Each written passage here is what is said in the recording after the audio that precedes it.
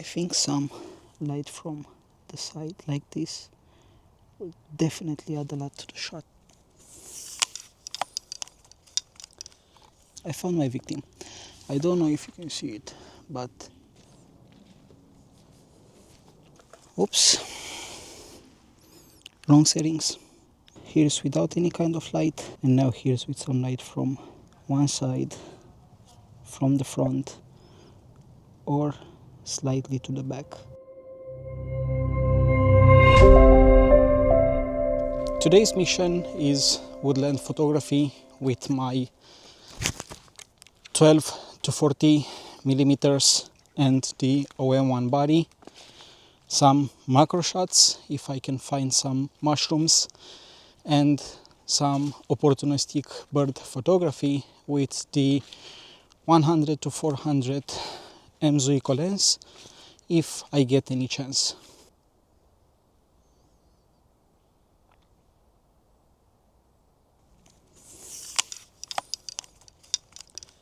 It rained all week so far, and the woodland is very wet, which creates a nice atmosphere and it looks very good.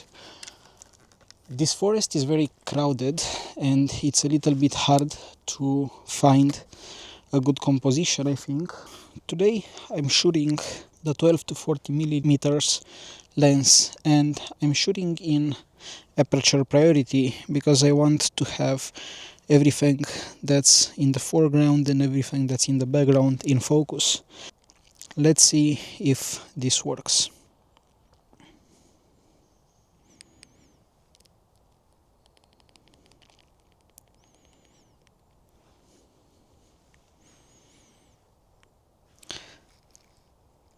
As you can see, atmosphere is starting to come in the background. After the rain, everything starts to pop a little bit and to look quite good.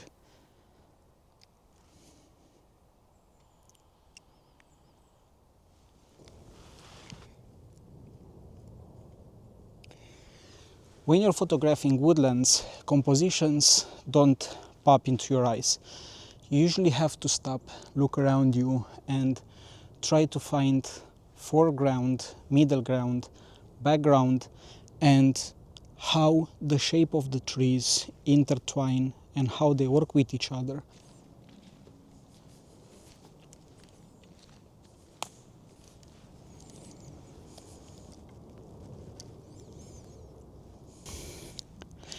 I've been coming here to this part of the forest where I found a lot of trees in the foreground, and if you look through them, there are also a lot of small trees in the background which look really nice.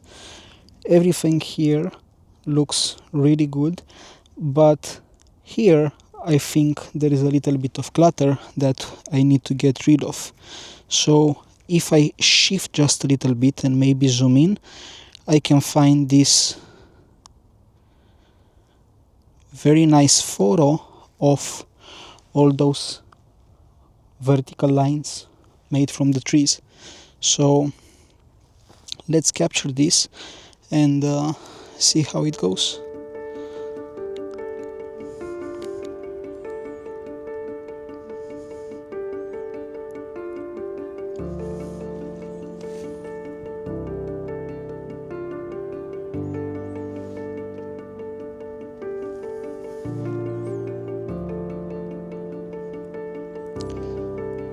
I think a little bit more of autumn colors would have been great for this kind of photo, but even so, I'm very happy with the result so far because we can take an edit of it and it's going to look very good. So yeah.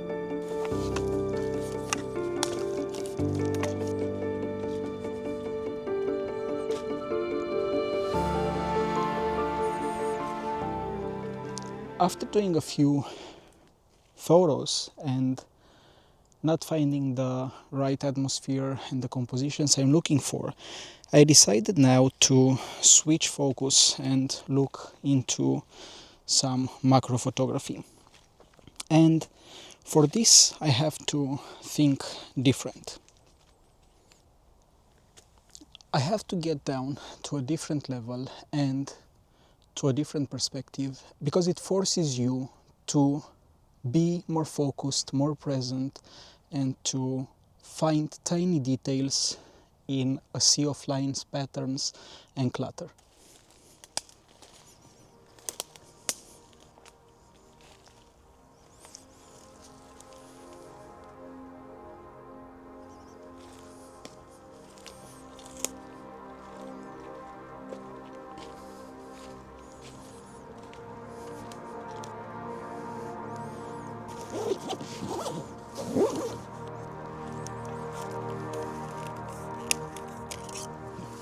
Let's get even closer and try to figure out a good spot.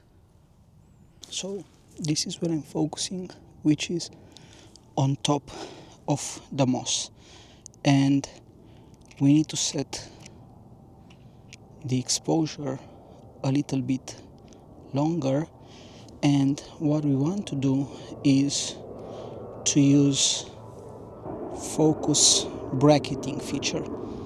Perfect. The bracketing, sorry. And what we did was bracketing, and as you can see we have all the parts in focus, so now we can mount them into post and get a very sharp image. It's starting to rain, which I'm going to enjoy and take some photos of it. So let's see how this progresses, and maybe I can also find some mushrooms before I'm forced to go out.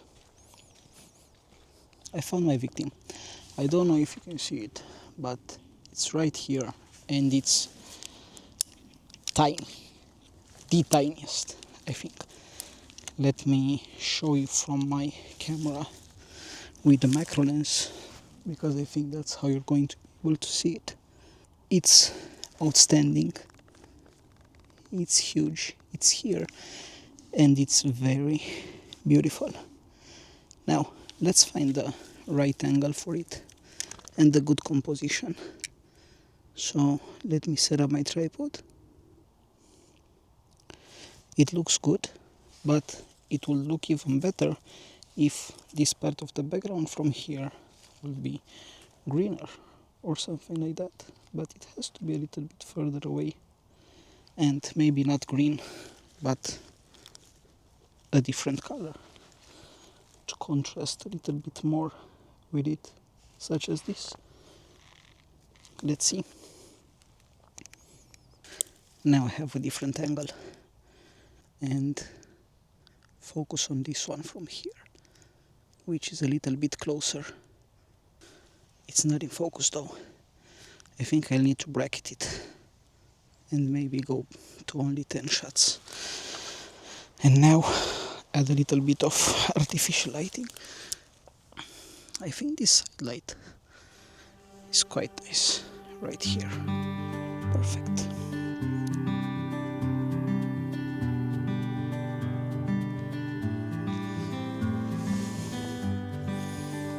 What I love most about macro photography is that it reveals the things that the naked eye could not see, and it forces you to change your perspective and become more aware of your surroundings and what you're working with.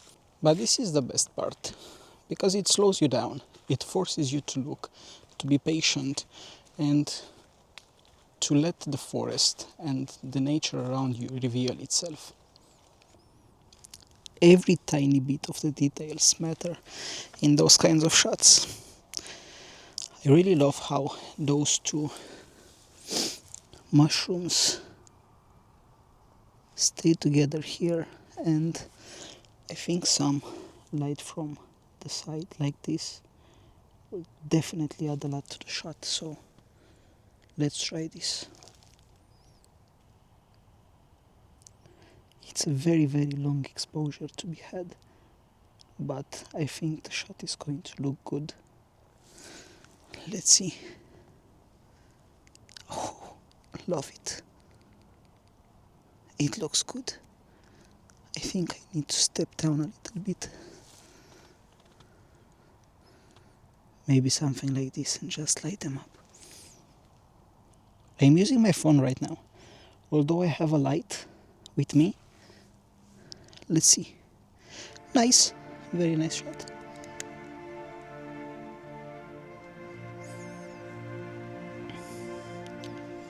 And I think another one from above with the light will look great.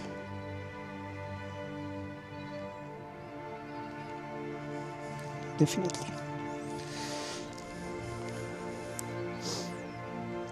Having an additional light is quite a good thing because it changes a lot the way things look in your image. So here's without any kind of light, here's with light from above, and now here's with some light from one side, from the front, or slightly to the back. You see what a huge difference makes. So it's definitely worth having lights with you when you go out and do macro photography. Rain has started and I think I'll have to head back to the car before I'm not going to be soaking wet. So it's been a good day so far and I'm really happy with the pictures I took. Hardly wait to process them into my studio and show them to you. If you're on this journey with me, learning to see, learning to appreciate nature and wildlife, please feel free to subscribe, like this video and share it with your friends or someone that would also enjoy this type of content. It's been a pleasure to be here again with you and looking forward to see you in the next adventure. Until we meet again.